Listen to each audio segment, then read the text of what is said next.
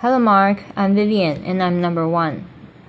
The title of the speech is How to Spot a Liar, and the speaker is Pamela Meyer. I'm a sophomore. Okay, now I don't want to alarm anybody in this room, but it's just come to my attention that the person to your right is a liar. Laughter. Also, the person to your left is a liar. Also, the person sitting in your very seat is a liar. We are all liars.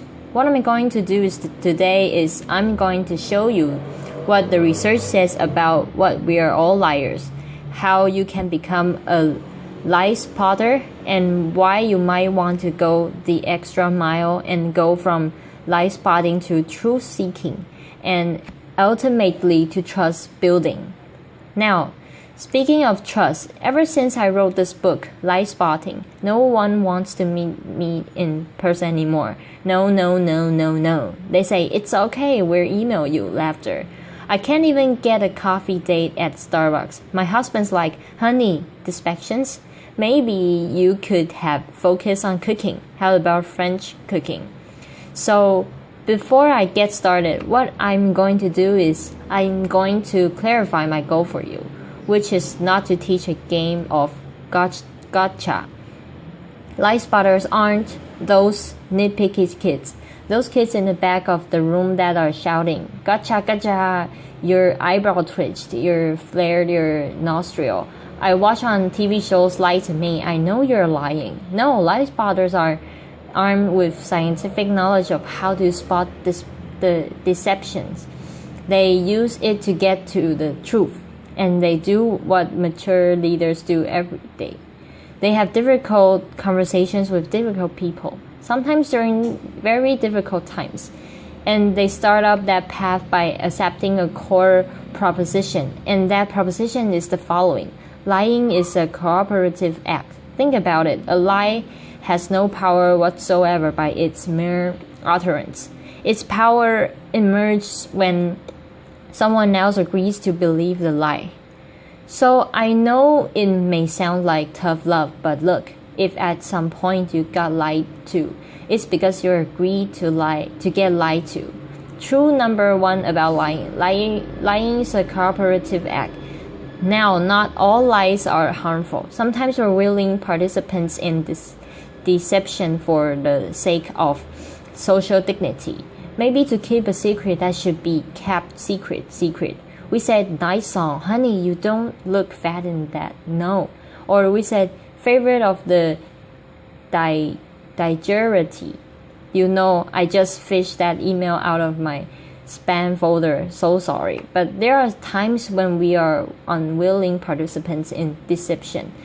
And that can have dramatic cost for us. Last year saw $997 billion in corporate fraud alone in the United States. That's an eyelash under the $1 trillion. That's 7% of revenues.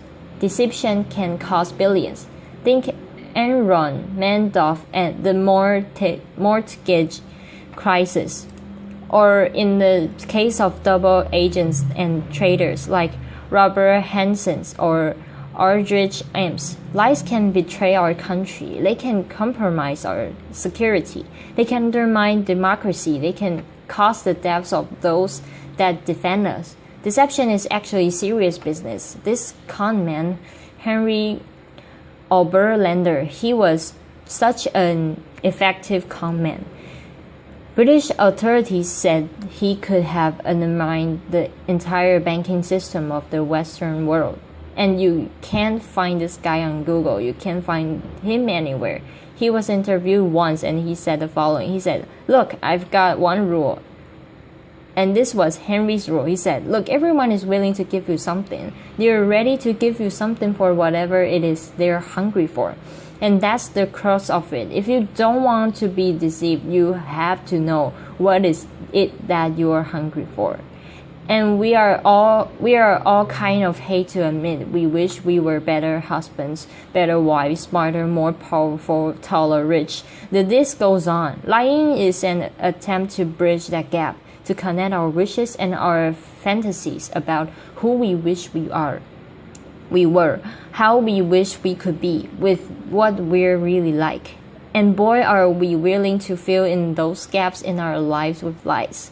On a given day, studies show that you may be lied to anywhere from 10 to 200 times. Now granted, many of those are white lies, but in another study, it showed that strangers lie 3 times within the first 10 minutes of meeting each other. Laughter. Now when we first hear this data, we record. We can't believe how prevalent lying is. We're essentially against lying. But if you look more closely, the plot actually thickens. We lie more to strangers than we lie to coworkers. Extroverts lie more than introverts. Men lie 8 times more about themselves than they do other people. Women lie more to protect other people. If you're an average married couple, you're going to lie to your spouse in one out of every 10 interactions. Now you may think that's bad. If you're unmarried, the number drops to 3. Lying is complex. It's woven into the fabric of our daily and our business lives. We deeply ambivalent about the truth. We parse it out on an as-needed basis, sometimes for very good reasons, other times just because we don't understand the gaps in our lives. That's truth number 2 about lying. We're against lying, but we're covertly for it in ways that our society has sanctioned for centuries and centuries and centuries. It's as old as breathing. It's part of our culture. It's part of our history. Think Dante, Shakespeare's, and Bible's news of the world. Laughter. Lying has evolutionary value to us as a species. Researchers have long known that the more intelligent the species, the larger the neocortex, the more likely it is to be deceptive. Now you might remember Coco. Does anyone remember Coco the gorilla who was taught sign language? Coco was taught to communicate via sign language. Here's Coco with her kitten. It's her cute little fluffy pet kitten. Coco once blamed her pet kitten for ripping a sink out of the wall. Laughter. We're hardwired to become leaders of the pack. It starts really early. How early? Well, babies will fake a cry, pause, wait to see who's coming, and then go right back to crying. 1 year old learn concealment. Laughter. 2 years old bluff. 5 years old lie outright. They manipulate via flattery. 9 years old master of the cover-up. But by the time you enter college, you're going to lie to your mom in one out of every 5 interactions. By the time we enter this work world and we're breadwinners, we enter the world, this is just cluttered with spam, fake digital friends, partisan media, ingenuous identity thieves, world-class Ponzi schemer, a deception epidemic. In short, what one author calls a post-truth society. It's been very confusing for a long time now. What do you do? Well, there are steps we can take to navigate our way through the morass. Trained lie spotters get to the truth 90% of the time. The rest of us, we're only 54% accurate. Why is it so easy to learn? There are good liars and bad liars. There are no real original liars. We all make the same mistakes. We all use the same techniques. So what I'm going to do is I'm going to show you 2 patterns of deception, and then we're going to look at the hotspots and see if we can find them ourselves. We're going to start with speech. Video. Bill Clinton. I want you to listen to me. I'm going to say this again. I did not have sexual relations with that woman, Miss Lewinsky. I never told anybody to lie, not a single time, never. And these allegations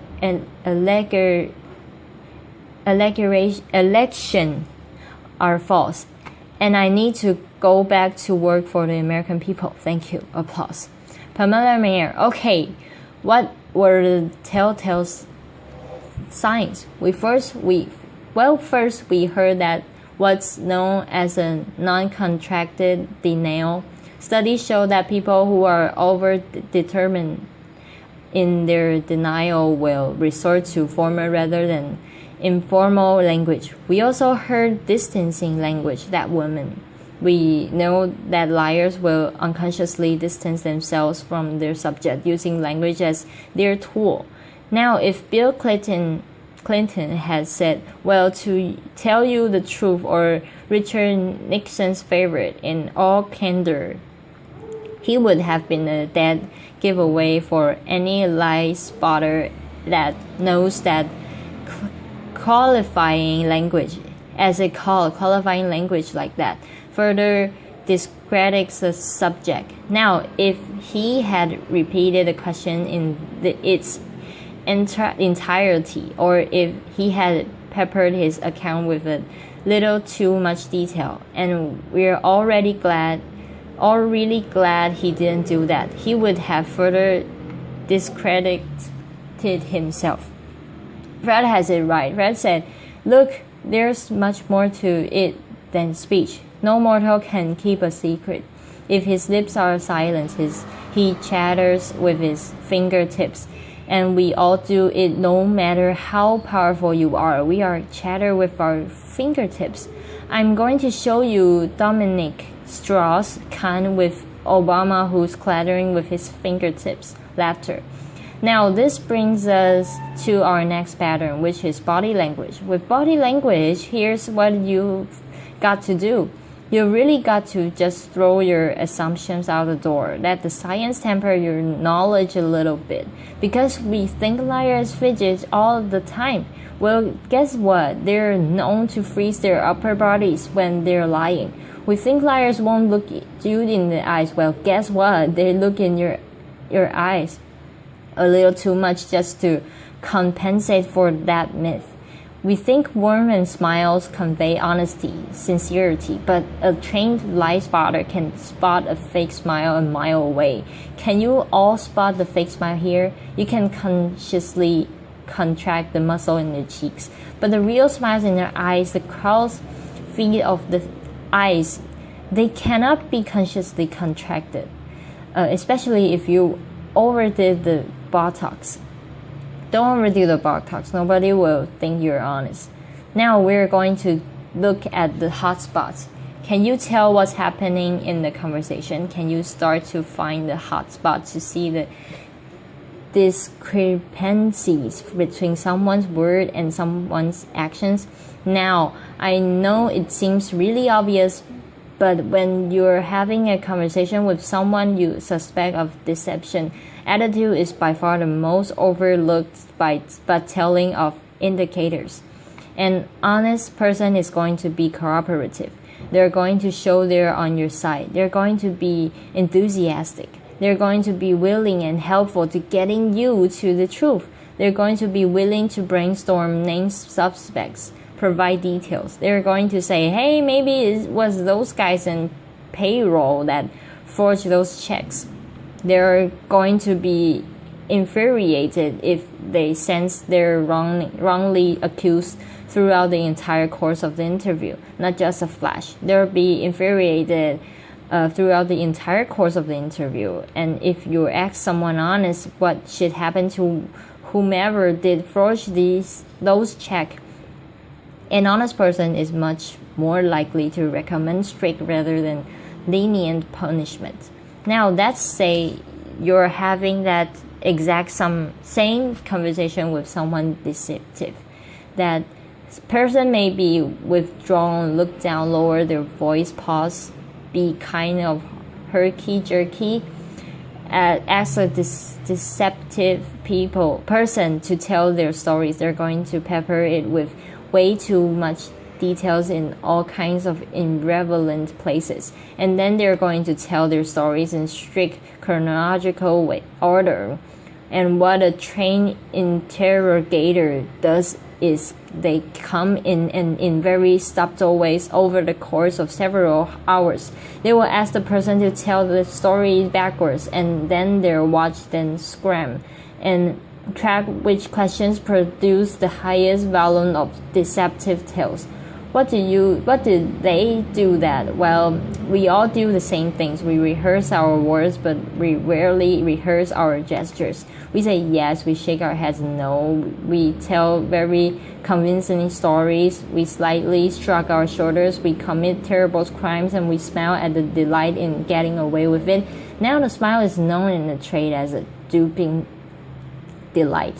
And we're going to see that in several videos moving forward, but we're going to start. For those of you who don't know him, this is presidential candidate John Edwards, who shocked America by fathering a child out of wedlock. We're going to see him talk about getting a paternity test. See now if you can spot him saying yes while shaking his head no, slightly shrug his shoulders. Video, John Edwards. I'll be happy to participate in one. I know that it's not possible that this child could be mine because of the timing of events, so I know it's not possible. Happy to take a paternity test and would love to see it happen. Interviewer, are you going to do that soon?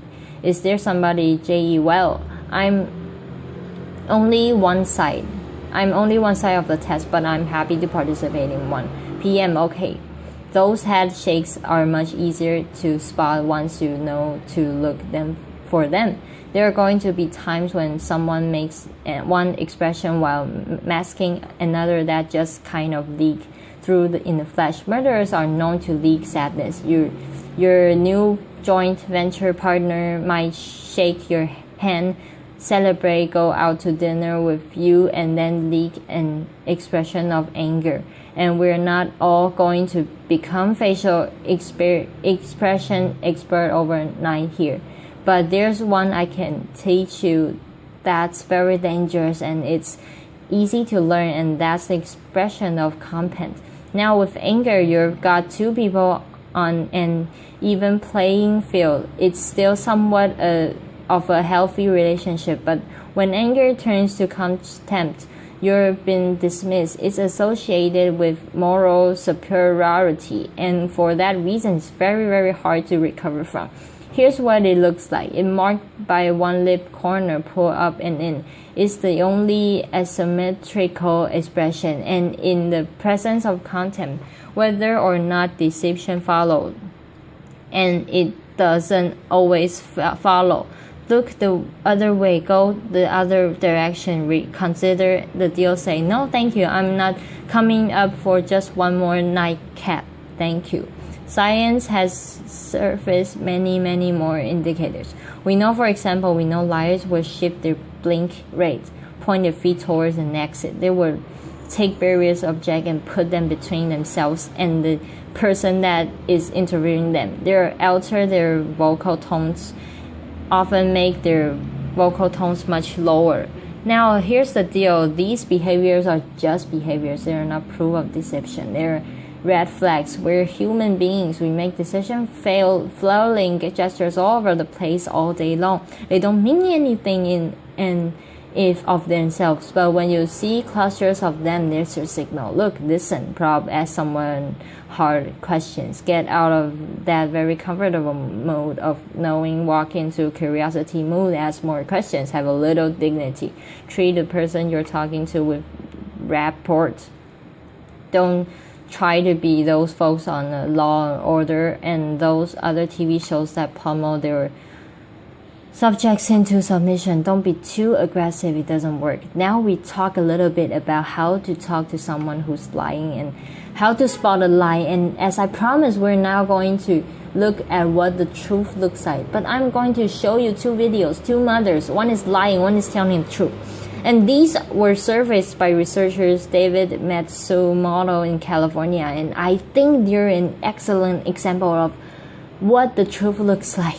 This mother, Diane Downs, shot her kid at the close range, drove them to the hospital while their blood bled all over the car, claimed a scratchy hair stranger did it, and you'll see when you see the video, she can't even pretend to be an agonizing mother. What you want to look for here is an incredible discrepancy between horrific event that she described and her very, very cool demeanor.